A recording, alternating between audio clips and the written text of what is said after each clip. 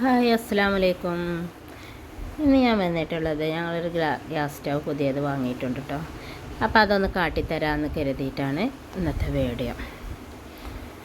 അപ്പോൾ ഇതാണ് ഞങ്ങളൊരു പുതിയൊരു ഗ്യാസ് സ്റ്റവ് വാങ്ങിയത്. അപ്പോൾ ഗ്ലാസിൻ്റെ പ്രസ്റ്റീജിൻ്റെ ഒരു ഗ്യാസ് സ്റ്റവാണ് കേട്ടോ അത് വാങ്ങിയിട്ടുള്ളത്.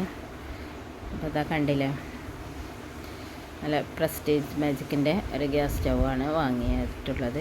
അപ്പോൾ എൻ്റെ അടുത്ത് ഉണ്ടായിരുന്നത് പറ്റ പഴയതായിരുന്നു കേട്ടോ ഗ്യാസ് സ്റ്റവ്.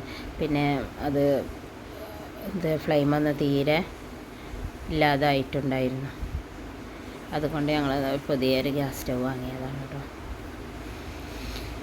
അപ്പോൾ ഇതാണ് ഇതിൻ്റെ ഗ്യാസിൻ്റെ ഇതിമ വെക്കണ അതിൻ്റെ കാലും ഇതൊക്കെയാണ് കേട്ടോ. ഒക്കെ ഒരു പെട്ടിയിലാക്കി കണ്ടാണ്.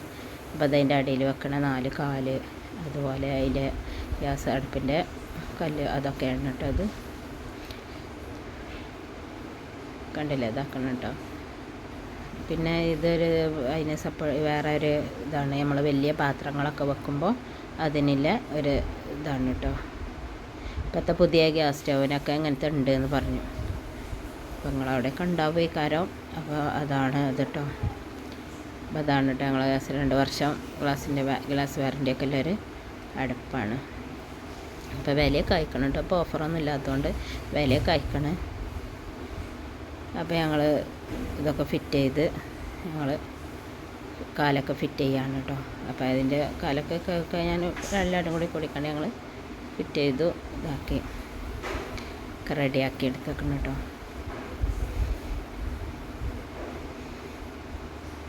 കണ്ടില്ലേ, ഇതാണ് കേട്ടോ ഗ്യാസ് അടുപ്പ് എന്തോ. അപ്പോൾ ഞങ്ങൾ അതിൻ്റെ സ്ഥാനത്തൊക്കെ വെച്ച് ഞങ്ങൾ പഴയ ഗ്യാസ് ഞങ്ങൾ അവിടുന്ന് മാറ്റി വെച്ച് പുതിയ ഗ്യാസൊക്കെ അവിടെ വെച്ച് ഞങ്ങൾ ആദ്യം തന്നെ ഒരു പാല് കാച്ചാണ് കേട്ടോ.